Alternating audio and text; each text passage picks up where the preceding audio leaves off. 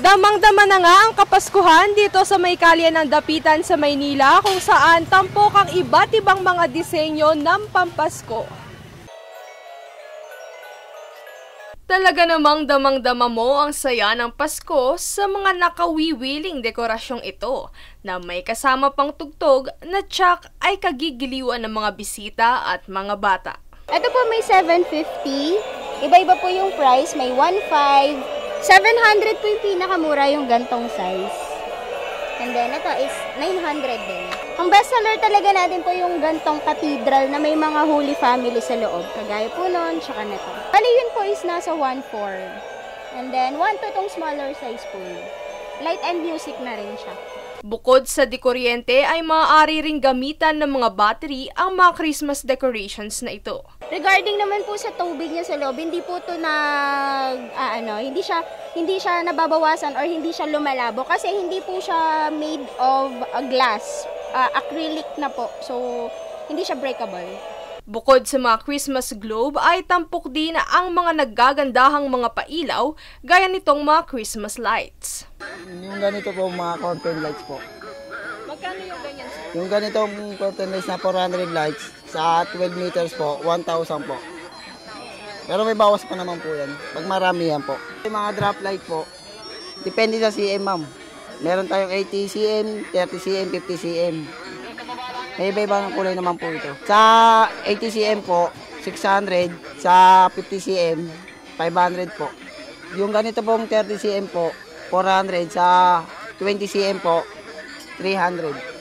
Pero may bawas naman yung kung marami yan naman kung umuha.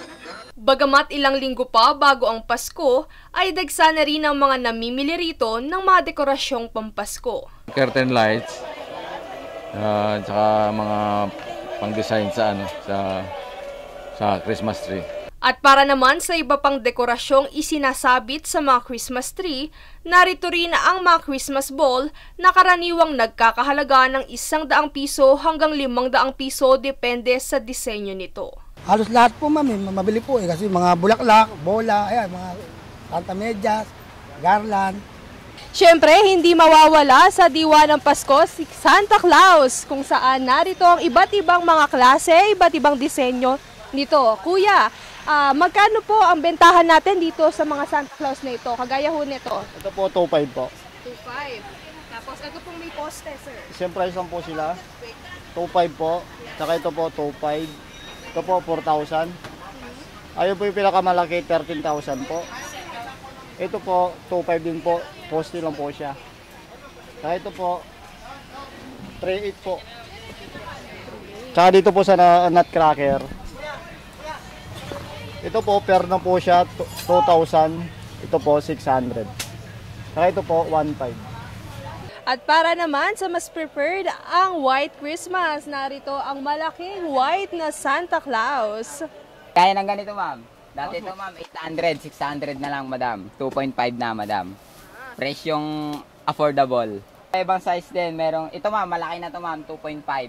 1.2 lang to sa amin, madam. May salamin na siyang kasama. May salamin naman, malinaw na yung mata, madam. Okay. Kita niya na yung halaga. Oo. Ito namang maliit na to. Sa maliit ate, 600. Pero mas better kapag dun ka na. Kasi may salamin na. May salamin na. Ito malabo pa mata nito, ma'am. At syempre, para makumpleto ang disenyo ng ating mga kabahayan ngayong Kapaskuhan, narito ang mga Christmas tree. Syempre, iba-ibang kulay din to. Merong blue, merong yellow, merong pink, at syempre, ang tradisyonal na kulay ng Christmas tree, ang green. Karaniwan sa mga tindaritong Christmas tree ay naglalaro ang presyo sa halagang 1,000 hanggang 6,000 piso, depende sa klase, taas at kulay nito. Para naman sa mga team kahoy dyan, narito rin at tampok ang iba't ibang mga disenyong Pampasko na gawa sa kahoy na tsak na magiging angkop sa inyong aesthetic theme design ngayong Pasko. Makikita dito ang Christmas tree, ang Merry Christmas na signage. Ang mga presyo ng mga ito ay naglalaro sa 800 piso para sa isang piraso at nasa 3,500 piso naman kung ang bibilhin ay isang set na 3 piraso. At ang kukumpleto sa mga disenyo ng ating kabahayan na ang mga pampailaw na ito gaya ng mga parol. Sir, magkano po ang pinaka-budget friendly nating mga paron? 1.5 po. 1.5? Gaya po ng kamaliit. Apo. Ito pong pinakamalalaki, magkano po yan? 7.5 po. 7.5. Ayon sa ibang mga nagtitinda, sa kasalukuyan ay matumal pa ang bentahan. Ngunit tuwing weekends at pagsampa ng Disyembre ay nagagawa nilang mapaubos ang kanilang mga stocks.